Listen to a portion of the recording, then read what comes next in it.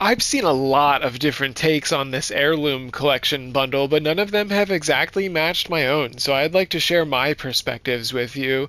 Now, let me explain where my perspectives are coming from. This is coming from someone who saw the Warframe trailer in 2005 and was blown away and knew it would be my main game.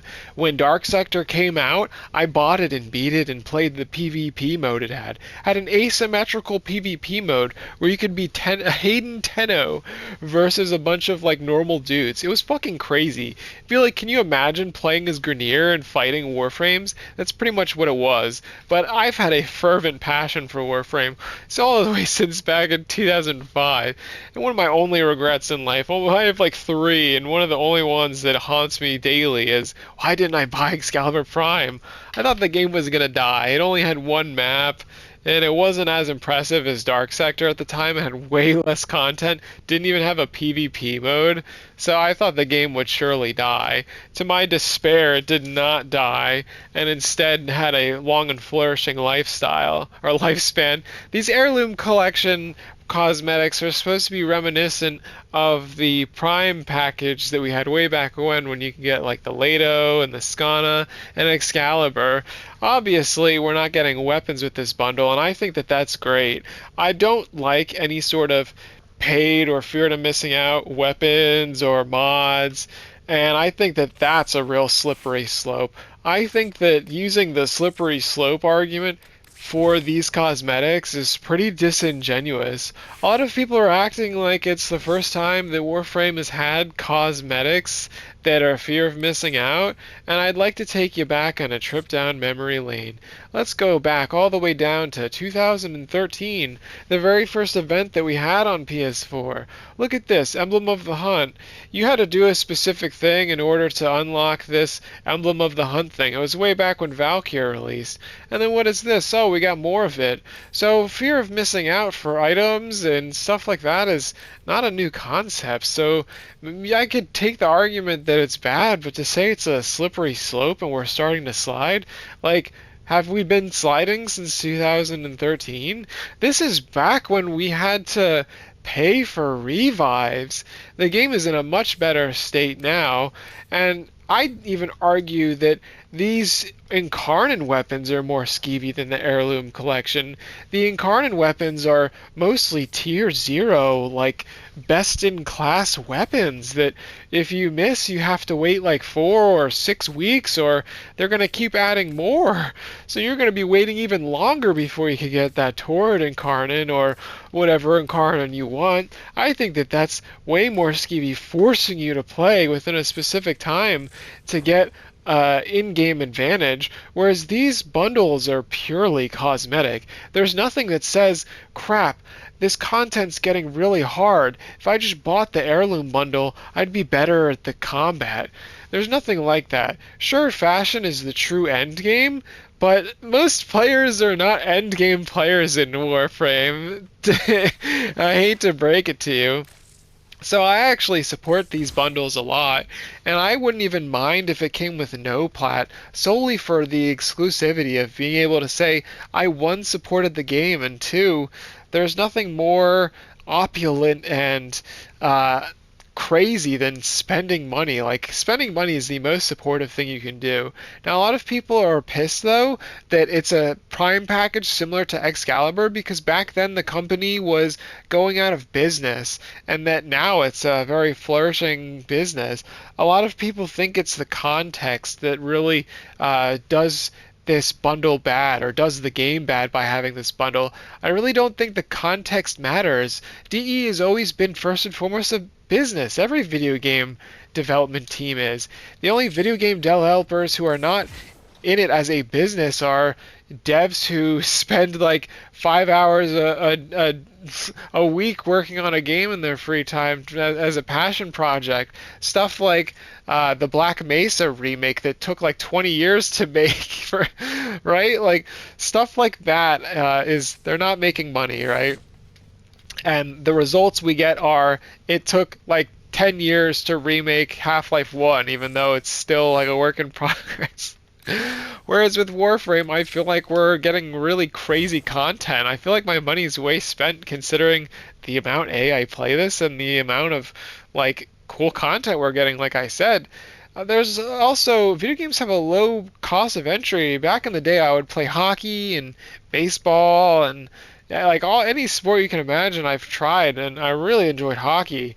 Let me tell you, having hockey skates, knee pads or shin pads, whatever, having the hockey pants, having hockey elbow pads, hockey gloves, hockey chest pads, hockey helmet, having multiple hockey sticks, having tape, having practice equipment like goals and any sort of like mannequins and whatnot, like having all this stuff.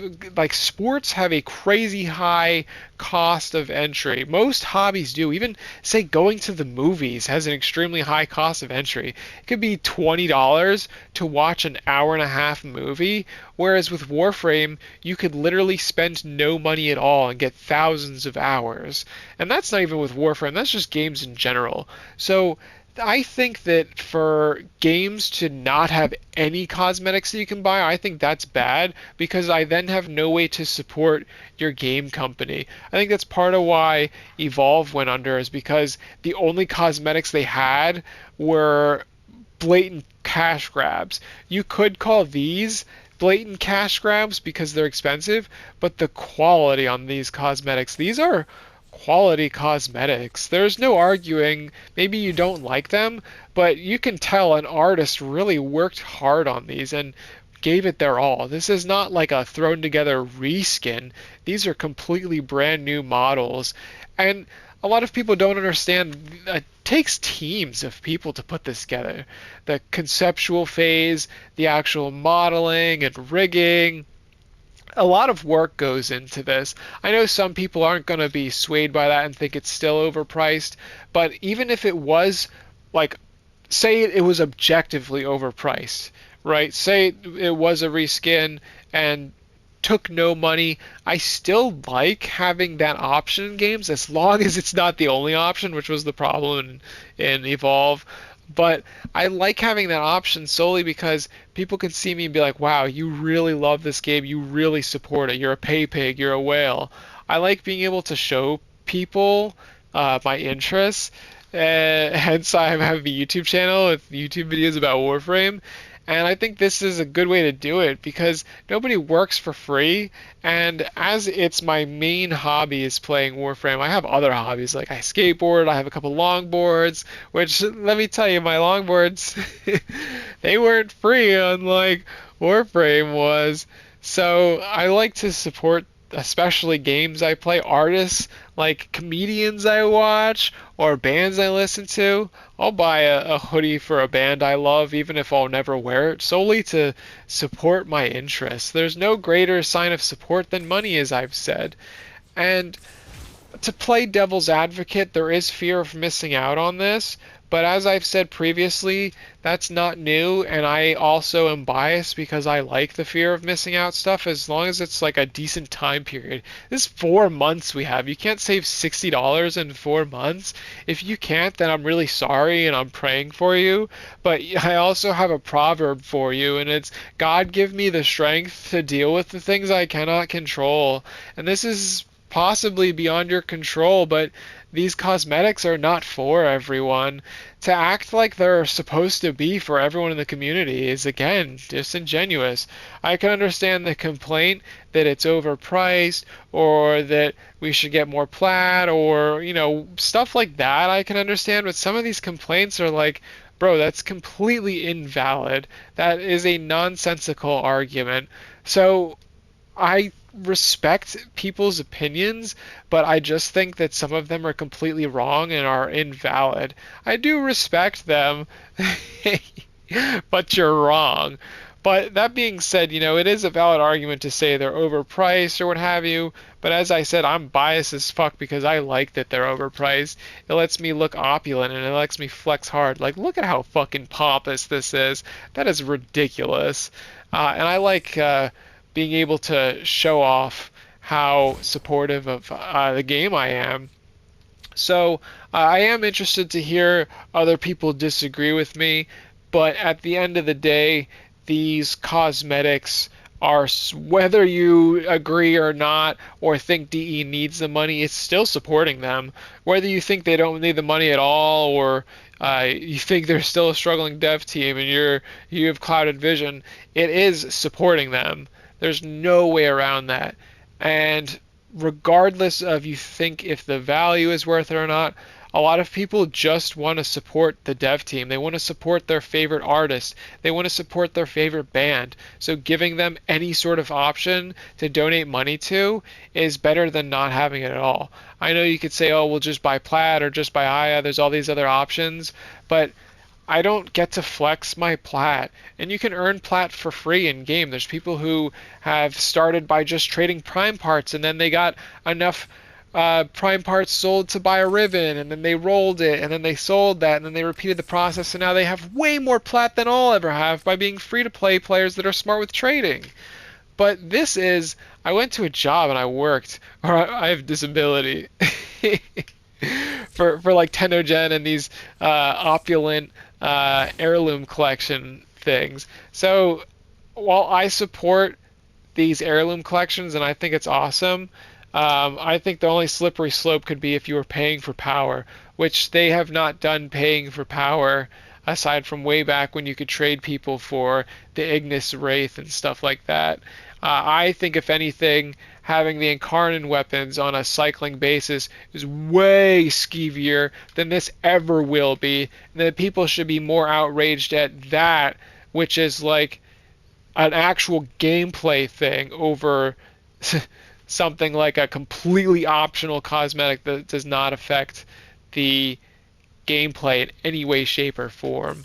So let me know your thoughts. I'm sure you disagree, but try to keep it respectful, because I'm not gonna learn anything from someone screaming at me. Nobody does. If you actually want to convince someone, you can disagree with them and explain why they're wrong or you're right in a respectful manner. But either way, even if you hated this video and you think I'm wrong at every point, or you liked it, the only way you can really let me know that is to go on the Googs and look at the air quality ratings for the area you live in, and also look at the water quality ratings for where you live, because the results are more than likely not good.